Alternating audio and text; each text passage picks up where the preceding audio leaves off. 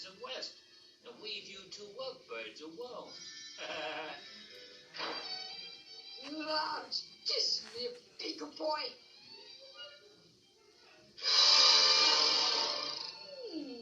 Not bad for a beginner. Name the wedding day and we will be married. I hate long engagements. What say we elope? I'm with you.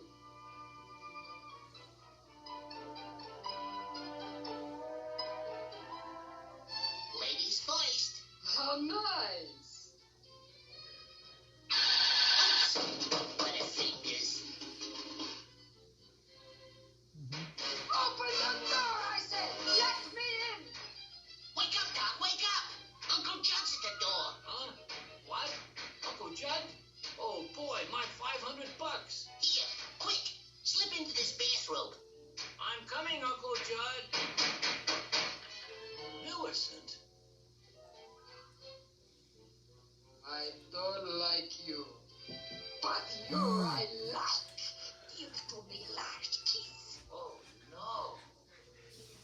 Darling. Good scene with the person. It's about terrorism. Ain't I the little matchmaker, though? Why are you smiling?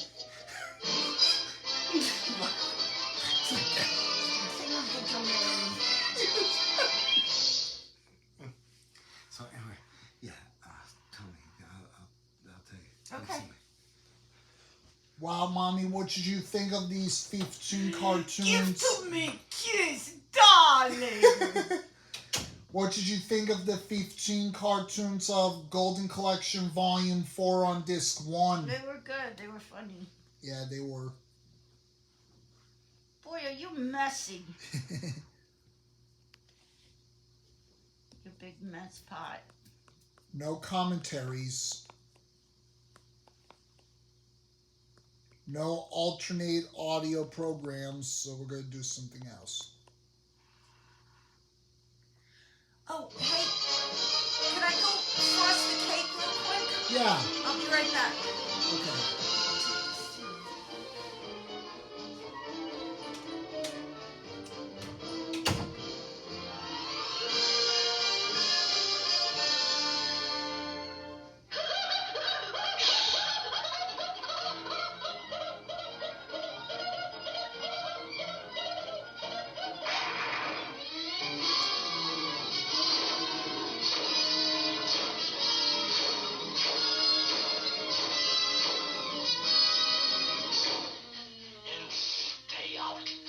Scott was a Jerry Beck, composer and Looney band Tunes in the 30s, historian. and, he had this interesting style. It was sort of a controlled swing music. It wasn't out of control. It was very measured, and it was really perfect for cartoons. It's almost amazing to think Aaron that they were not written with Chusett, cartoons in mind. Raymond Scott, composed these Jared Scott with the Bushnell. intention that, gee, maybe someone will hear these and want to use them in animation. He was doing it because this was his way of composing popular music. Raymond Scott's intention all along, and this was a stated intention, was to write music that people liked the first time they heard it, which is what pop music should be about.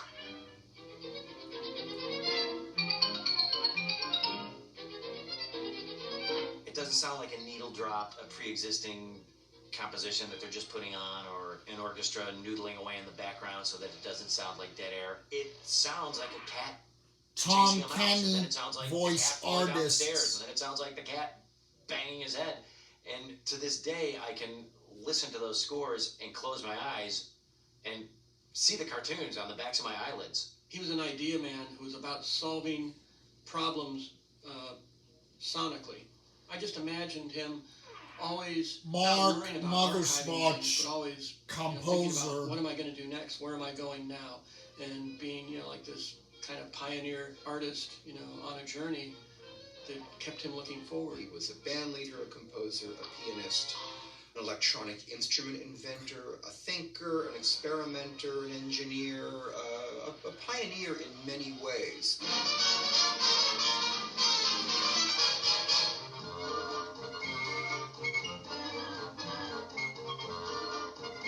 I don't know how many people people are still around that remember the Raymond Scott Quintet. It was very popular in the late 1930s for a few years there.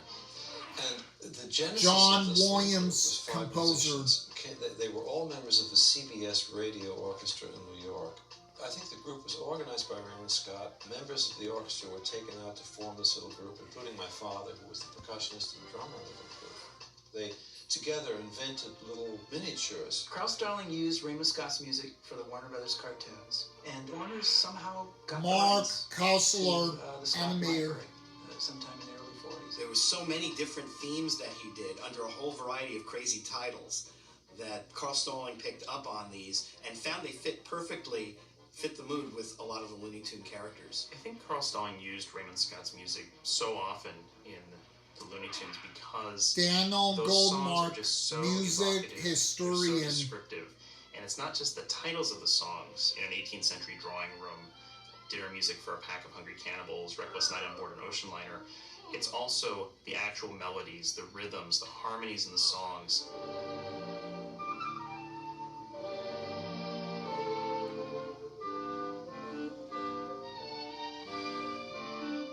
He had what really seemed like an animated sense of composition, which came out in the titles of his instrumental pieces. The instrumental pieces themselves are often very wild. The rhythms would shift, the melodies would go all over the place. They would seem to, dive bomb down sometimes and then, launch themselves off into the stratosphere.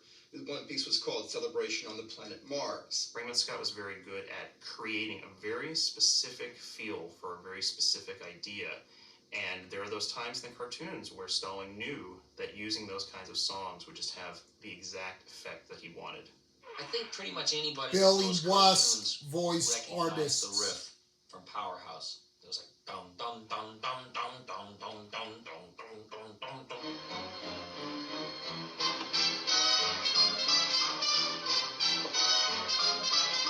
I think the ultimate Paul use of Dini, Raymond Scott's Powerhouse comes in writer Baby slash Bottle, producer. in the factory scene where all the babies are going through and Porky and Daffy are working their hardest to keep the line of production going.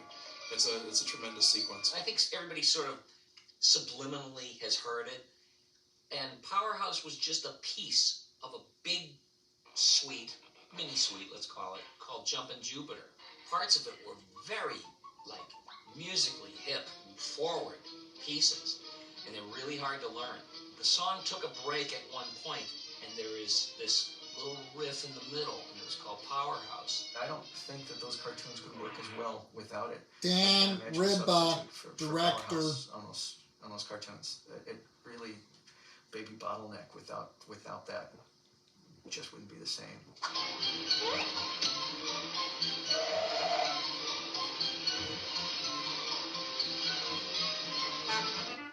I don't know how he would be known today if it weren't for cartoons. The cartoons last forever, and a lot of times records just sort of are forgotten. He was reinventing an orchestra that was from hundreds of years ago for modern times, and I think that's what made his music important and what made it valid. In Warner Brothers bringing Raymond Scott's music into their Looney Tunes, in a way it's wonderful because it immortalizes the music in a way that wouldn't have happened probably without this association.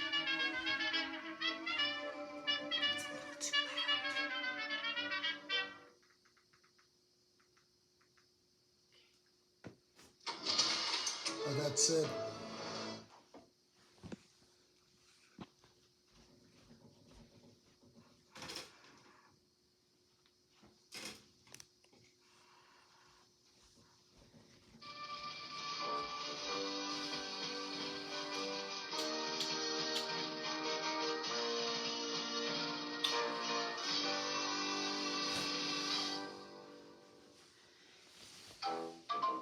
Bugs Bunny Superstar.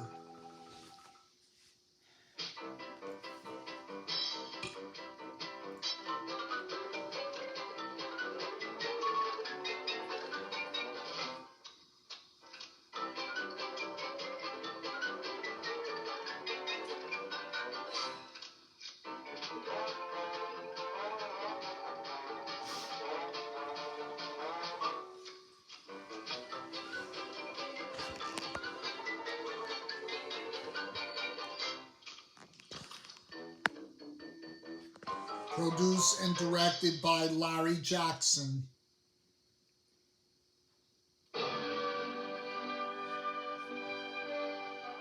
Throughout history, man has left great landmarks of culture to mark his path. These are the places where great peoples and ideas were born. The Parthenon, the Roman Forum, the Colosseum, the Great Wall of China, the Palace of Versailles, the White House, the Eiffel Tower, the Taj Mahal, and Termite Terrace. Yes, Termite Terrace. For just as Abraham Lincoln was born in a rude log cabin in Illinois, so too the simple clapboard building called Termite Terrace was the humble birthplace of one of the world's most beloved comedians, Bugs Bunny. Join with us now as we look back on a night of memorable splendor for Bugs in 1944. What's Cooking, Doc features. Of course, some of the inhabitants of Termite Terrace were made of flesh and blood. Over the years, they and their characters have given us more laughs than we can remember. The phrases and jokes from these cartoons once became part of our national vocabulary. And you know, they've told me that there was even more fun in the studio than there was on the screen. You see, they made their cartoons for grown-ups. That was the secret. Bob Clampett is one of the people who created the Looney Tune characters. Bob is in his own Hollywood studio now, where he's promised to give us a backstage tour of the golden days at Termite Terrace.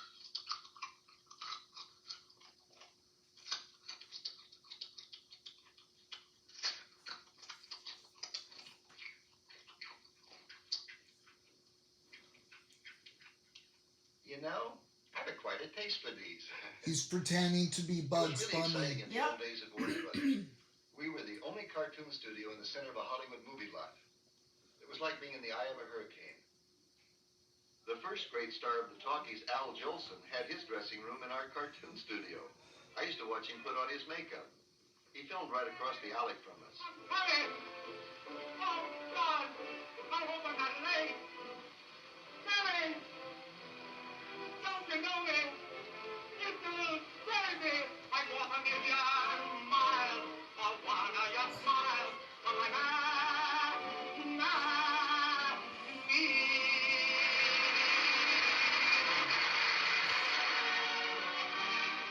And the big Busby Berkeley musical numbers with hundreds of chorus girls were filmed next door. Wow.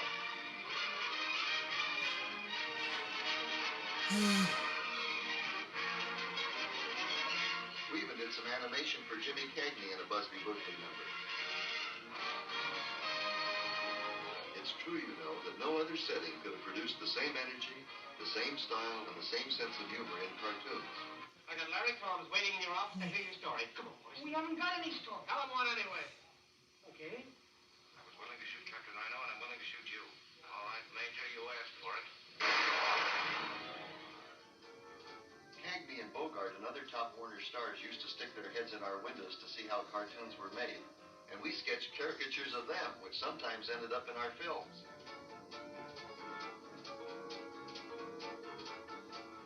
We recorded our own lives in cartoon caricatures. Nothing was sacred. We've been going along for some time making cartoons, and then one day, Leon Schlesinger teamed me up with a new fellow named Tex Avery, and he sent us off to a beat-up old wooden building in the middle of the lot to make our own cartoons. We named it Termite Terrace that very first morning because the wood creaked and it groaned, and the walls were made out of pressed paper that you could put your fist right through. Sometimes we wished it was a little bit fancier. On the left is Virgil Ross and Sid Sutherland, and the three youngsters on the right were Tex Avery, Chuck Jones, and Skinny Me. From the beginning, Termite Terrace was such a crazy place that some people refused to go there. but we had a ball.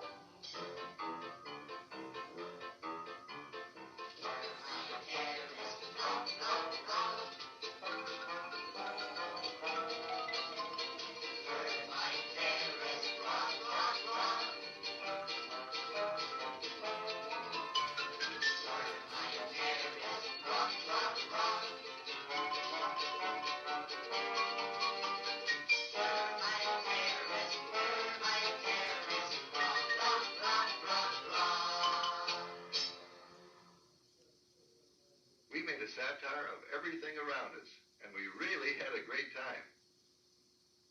These are my fellow cartoonists.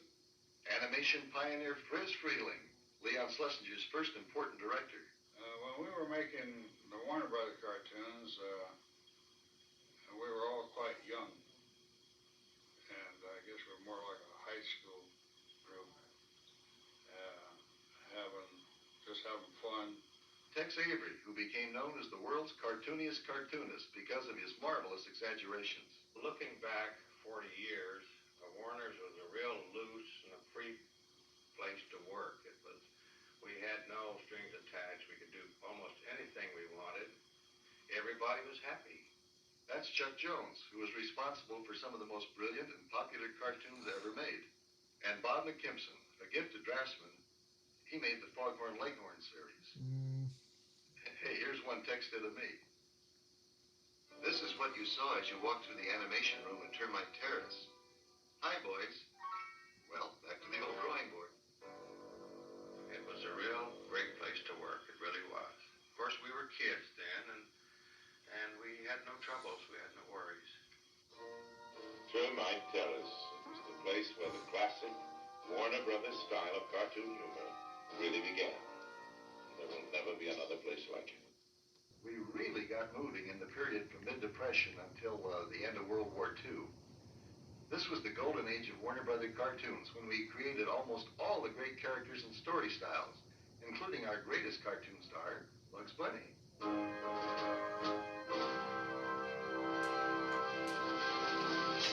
During my first year at the studio, I did a series of sketches of a wascally wabbit who always outwitted the hunter. But it was several years before a bouncing baby bunny boy was born on the screen. As we got to know him better, his character developed greater wit, confidence, and sophistication. And like all growing boys, his appearance changed as time went by.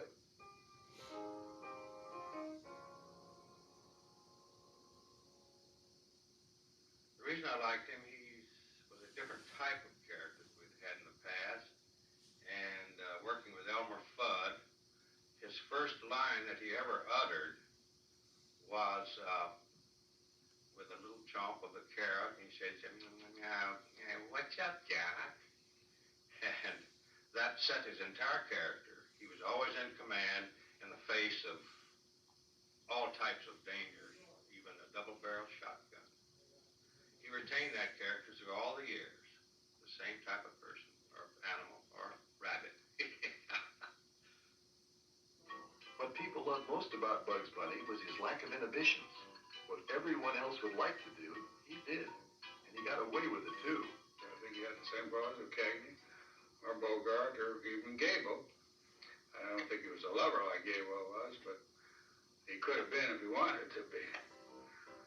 Each of the directors had a unit of animators as large as this to make the thousands of drawings necessary to bring Bugs to life. In those days, we used up to 10,000 drawings for each 7-minute cartoon. Wow. Now, that's quite a difference from today's TV, where they use as few as 3,000 for an entire half-hour show.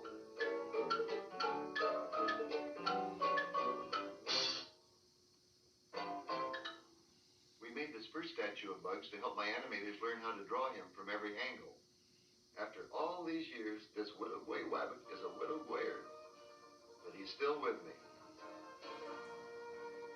We have to be our own models for Bugs Bunny's facial expressions.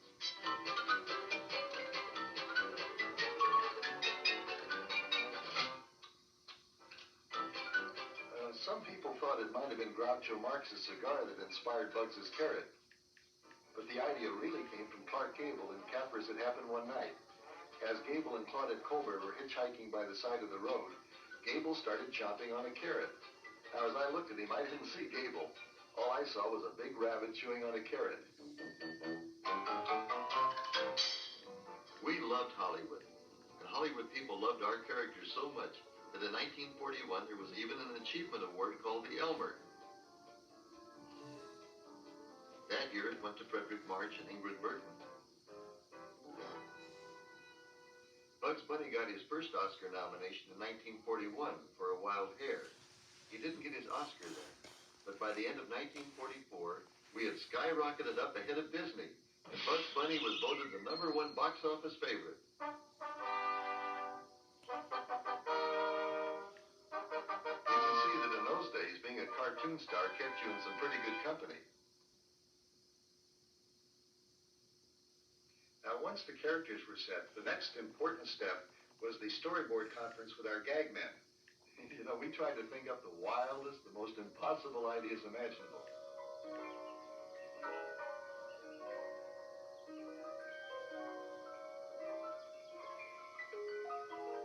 No idea was too outrageous. Some of our story ideas, such as the famous chase scenes, were inspired by the great silent comedians like Charlie Chaplin and Harold Lloyd and the Keystone Cops.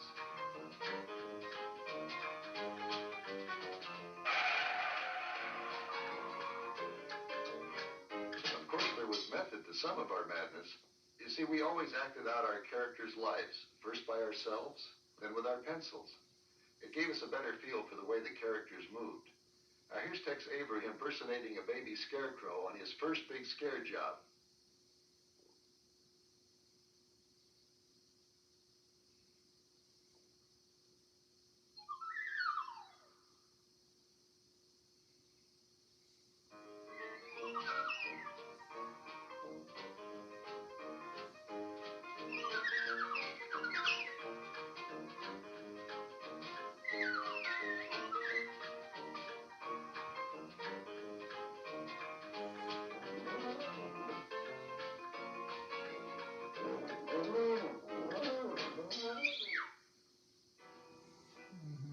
Sometimes we photographed real scenes like this one to use as settings in our cartoons. We photographed Bugs Bunny's table and carrot juice bottle for What's Cookin' Doc.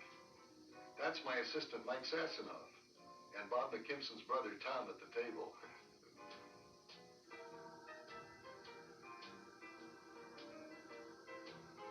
Most of the work, of course, took place back at our drawing boards. Drawing of the model sheets, the sketching of the layouts and scenic backgrounds, the planning of the colors, and the acting out of the Oscar scene for What's Cookin' Doc. And then, when the whole scene was ready, our stars stepped into place. A finished color celluloid like this one was traced from the animator's pencil sketches by the ink and paint artists.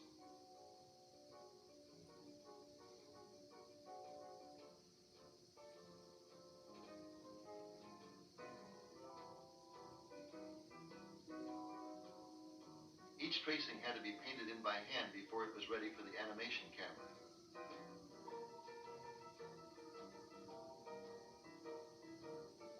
There aren't many of these original cells left, you know, because the material was so scarce during the Depression and war years that we had to wash them off and use them over again in the next cartoon. To make each of these cartoons took up to 6 months and cost over $20,000. Today, the same thing might cost up to $100,000. Now, this is our wonderful musical director, Carl Stalling. He added some of the funniest and punniest moments with his musical scores.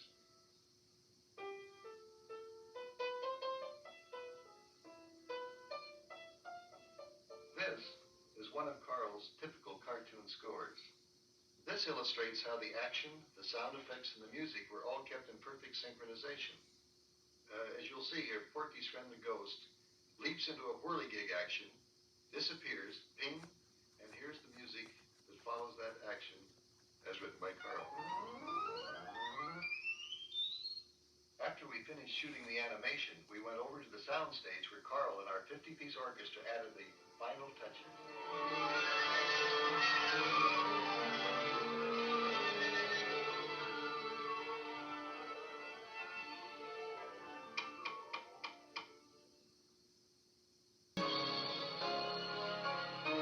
cut I off. saw this one.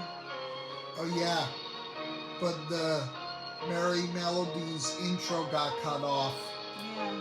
Interesting. I never seen it cutting off before.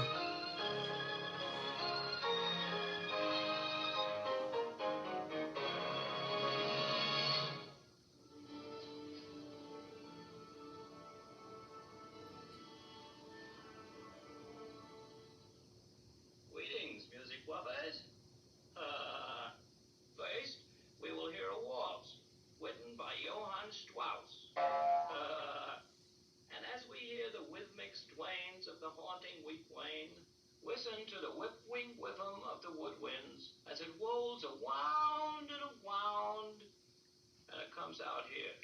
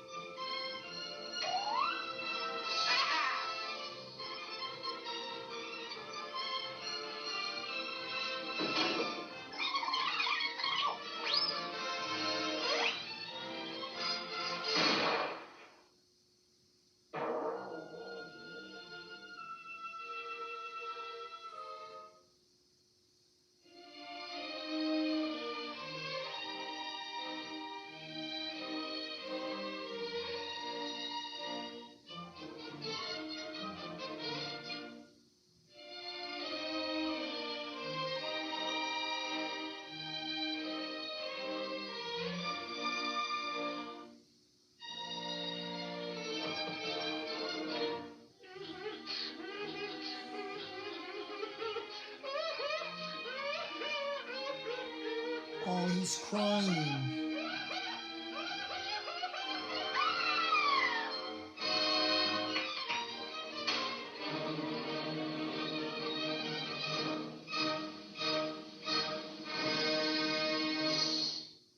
Wasn't that lovely? And now we will present the beautiful Bull Danube.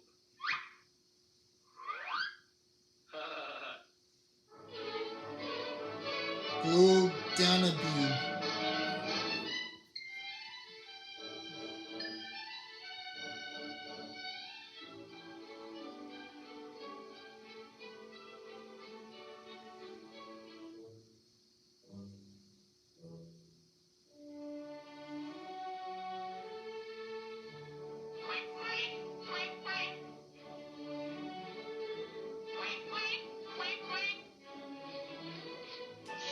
Your phone. Get it. Who's it? I'm gonna silence it. Jerks.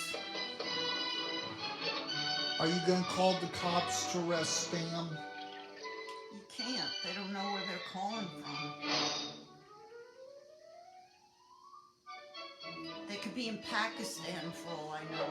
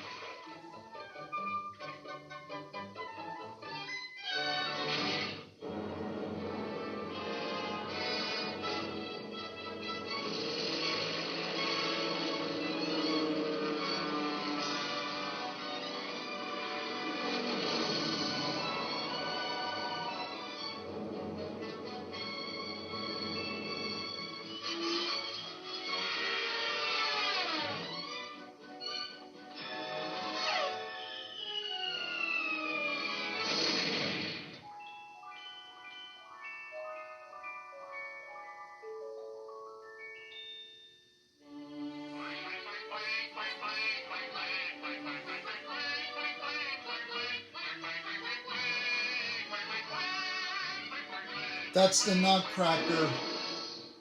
That's right.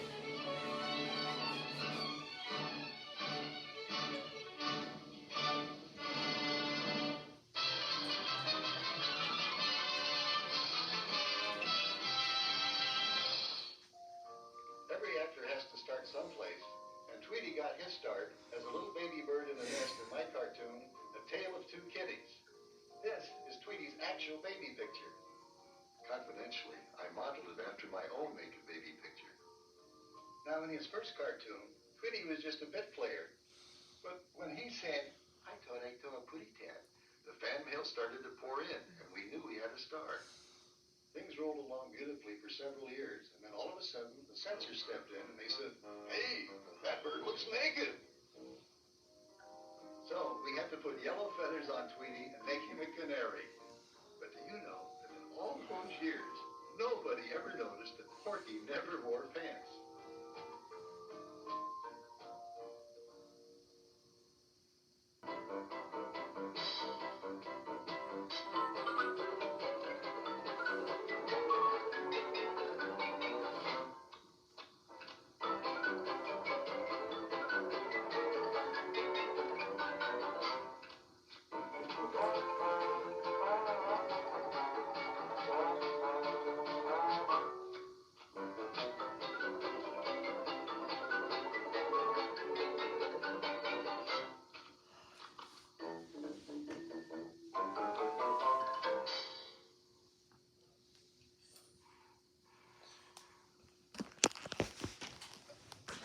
Is there more? Oh, there is?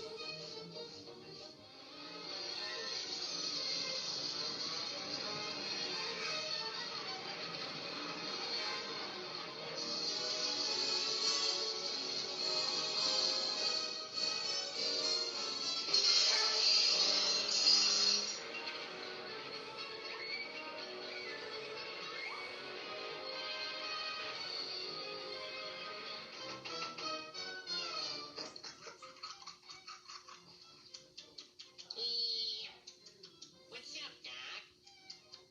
What's up?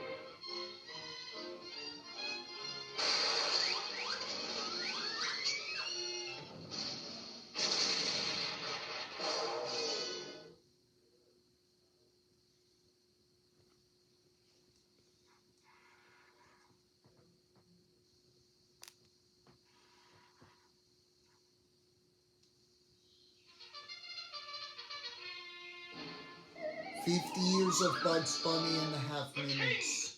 Your Majesty.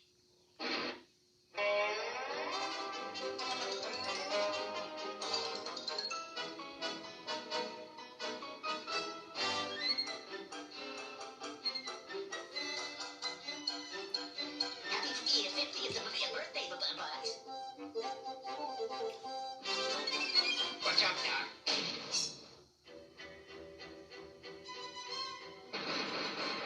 Okay, Wabbit. Now I've got you. What's up, Doc? Wabbit, Lisa.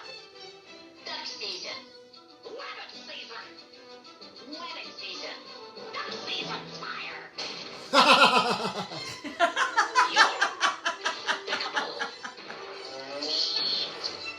Doc? What's up, Doc? What's up, Doc?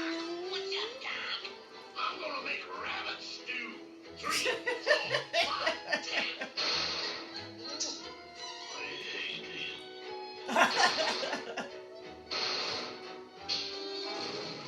Allow me to introduce myself. My name is Wile E. Coyote. Genius.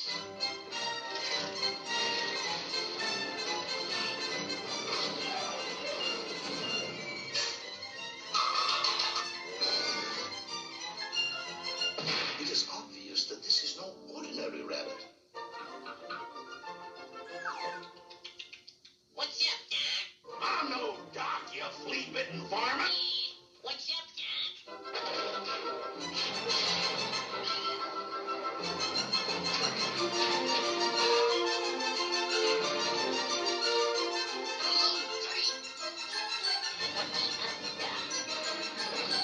Fire, Doctor.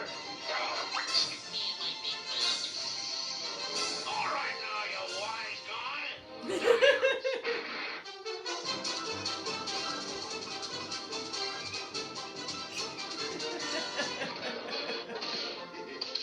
You realize that this means war.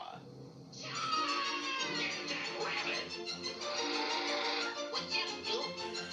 Be very quiet. I'm hunting rabbit.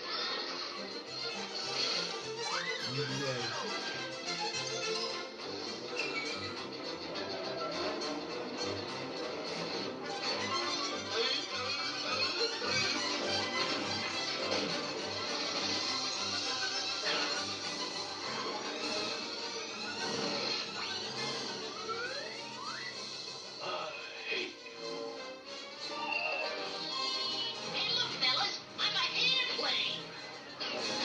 Oh, you can. What's up, Zha Zha?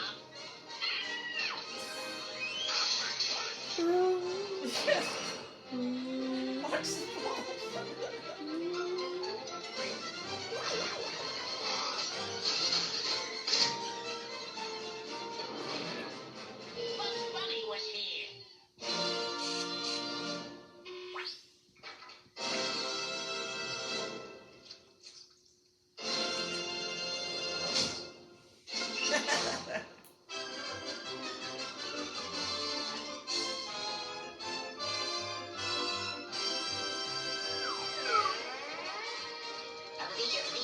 That's all, folks.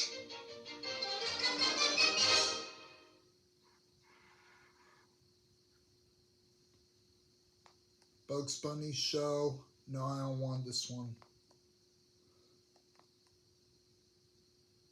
Oh, here's a good one.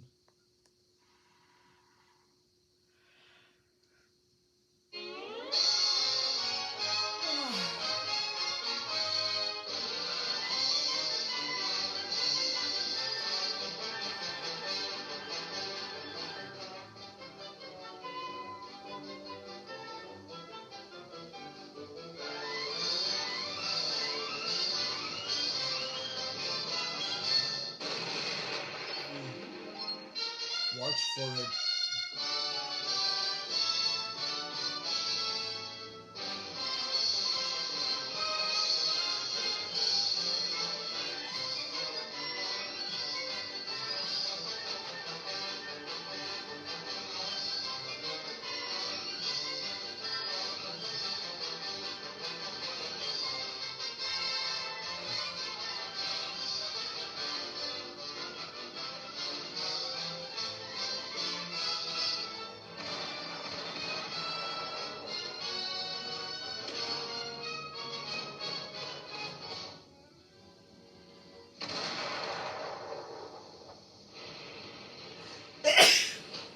Bless you.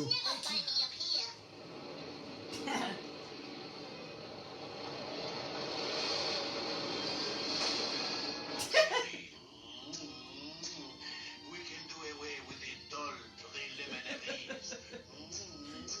And make love right away. We can spend the rest of our lives making love.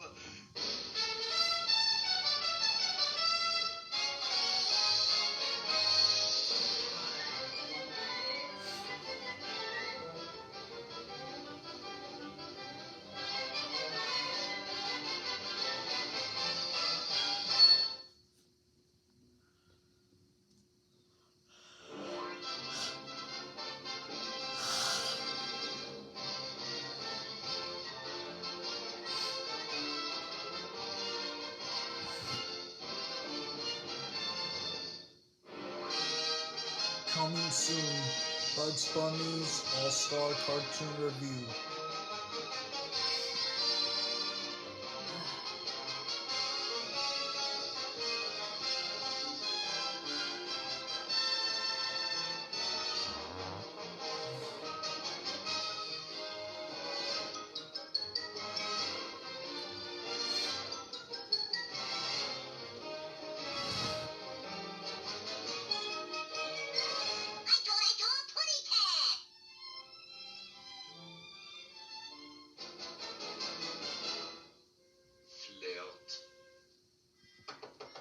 Somebody, I say somebody knocked.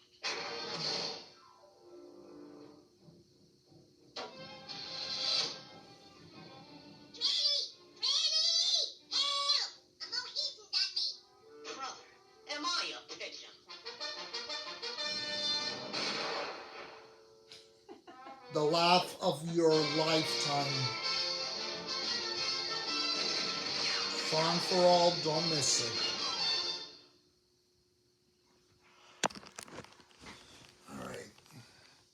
All right, we're done. Okay. That was all the special features that I can only do.